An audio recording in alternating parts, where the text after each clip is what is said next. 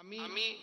নিযুক্তি পত্ৰ প্ৰদানৰ লগে লগে অহাবাৰৰ আমি নিযুক্তিৰ প্ৰক্ৰিয়া আৰম্ভ কৰিব লাগে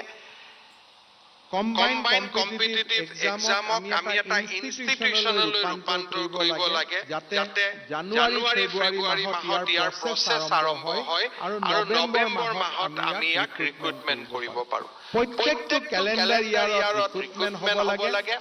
মই ভাবোঁ যে এপিএছচি যেনেকৈ অসম চৰকাৰে ৰঙা ফিটাৰ মেৰ পাছৰ পৰা ওলাই আহিব যত্ন কৰিছে পুৰণা দিনত 7 দিনত নিযুক্তি দিয়া কেতিয়াও সম্ভৱ নহ'লেহেঁতেন মুখ্য সচিবে ফাইলত লিখিলেহেঁতেন ছাৰ পুলিচ ভেৰিফিকেশ্যন নোহোৱাকৈ কেনেকৈ নিযুক্তি হ'ব ছাৰ অমুকৰ পৰা আমি অপিনিয়ন ল'ব লাগিব তমুক ল'ব লাগিব আমি আজি সাহস কৰিছোঁ যে আমি ৰঙা ফিটাৰ মেৰ পাকবিলাক দূৰ কৰিম এপিএছচিৰ ছেক্ৰেটাৰীক যেতিয়া মই ফোন কৰোঁ আই ফিল ভেৰি ফ্ৰাষ্ট্ৰেটেড যে ৰঙা ফিটাৰ মেৰ পাছ এতিয়াও এপিএছচিত বহুত আছে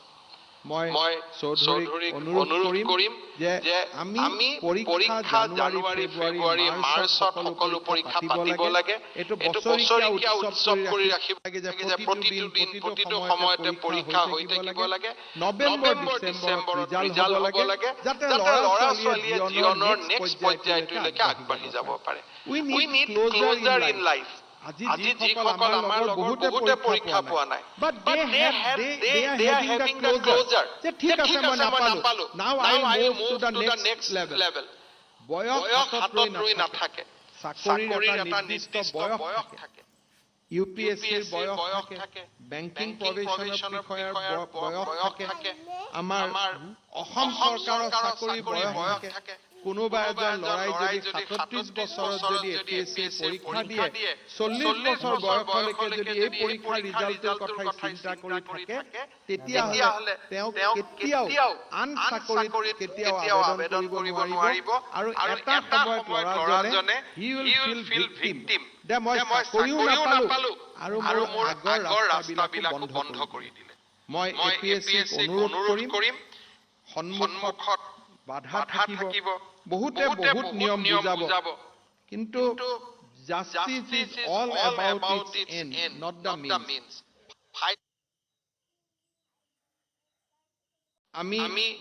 নিযুক্তি পত্ৰ প্ৰদানৰ লগে লগে অহাবাৰৰ আমি নিযুক্তিৰ প্ৰক্ৰিয়া আৰম্ভ কৰিব লাগে কম্বাইন কম্পিটিটিভ এক্সামক আমি এটা ইনষ্টিটিউচনলৈ ৰূপান্তৰ কৰিব লাগে যাতে জানুৱাৰী ফেব্ৰুৱাৰী মাহত ইয়াৰ প্ৰচেছ আৰম্ভ হয় আৰু নৱেম্বৰ মাহত আমি ইয়াক ৰিক্ৰুটমেণ্ট কৰিব পাৰোঁ প্ৰত্যেকটো কেলেণ্ডাৰ ইয়াৰত ৰিক্ৰুটমেণ্ট হ'ব লাগে মই ভাবোঁ যে এপিএছচি যেনেকৈ অসম চৰকাৰে ৰঙা ফিটাৰ মেৰ পাছৰ পৰা ওলাই আহিব যত্ন কৰিছে পুৰণা দিনত 7 দিনত নিযুক্তি দিয়া কেতিয়াও সম্ভৱ নহ'লেহেঁতেন মুখ্য সচিবে ফাইলত লিখিলেহেঁতেন ছাৰ পুলিচ ভেৰিফিকেশ্যন নোহোৱাকৈ কেনেকৈ নিযুক্তি হ'ব ছাৰ অমুকৰ পৰা আমি অপিনিয়ন ল'ব লাগিব তমুক ল'ব লাগিব আমি আজি সাহস কৰিছোঁ যে আমি ৰঙা ফিটাৰ মেৰ পাকবিলাক দূৰ কৰিম এপিএছচিৰ ছেক্ৰেটাৰীক যেতিয়া মই ফোন কৰোঁ আই ফিল ভেৰি ফ্ৰাষ্ট্ৰেটেড যে ৰঙা ফিটাৰ মেৰ পাছ এতিয়াও এপিএছচিত বহুত আছে মই চৌধুৰীক অনুৰোধ কৰিম যে আমি পৰীক্ষা জানুৱাৰী ফেব্ৰুৱাৰী মাৰ্চত সকলো পৰীক্ষা পাতিব লাগে এইটো বছৰীয়া উৎসৱ কৰি ৰাখিব লাগে যে প্ৰতিটো দিন প্ৰতিটো সময়তে পৰীক্ষা হৈ থাকিব লাগে নৱেম্বৰ ডিচেম্বৰত ৰিজাল্ট হ'ব লাগে যাতে ল'ৰা ছোৱালীয়ে জীৱনৰ নেক্সট পৰ্যায়টোলৈকে আগবাঢ়ি যাব পাৰে উই নিড ক্লোজাৰ ইন লাইফ আজি যিসকল আমাৰ লগত বহুতে পৰীক্ষা পোৱা নাই but they are having the closure যে ঠিক আছে মই নাপালো now I move to the next level বয়স হাতত ৰৈ নাথাকে চাকৰিৰ এটা নিৰ্দিষ্ট বয়স থাকে ইউপিএছচিৰ বয়স থাকে বেংকিং প্ৰবেশনৰ বিষয়ৰ বয়স থাকে আমাৰ অসম চৰকাৰৰ চাকৰি বয়স থাকে কোনোবা এজন লৰাই যদি 37 বছৰত যদি এপিএছচি পৰীক্ষা দিয়ে 40 বছৰ বয়সলৈকে যদি এই পৰীক্ষাৰ ৰিজাল্টৰ কথা চিন্তা কৰি থাকে তেতিয়াহ'লে তেওঁ কেতিয়াও আন চাকৰিত কেতিয়াও আবেদন কৰিব নোৱাৰিব আৰু এটা সময়ত ল'ৰাজনে হি উইল ফিল ভিকটিম যে মই চাকৰিও নাপালো আৰু মোৰ আগৰ ৰাস্তাবিলাক বন্ধ কৰি দিলে মই এপিএছচিক অনুৰোধ কৰিম সন্মুখত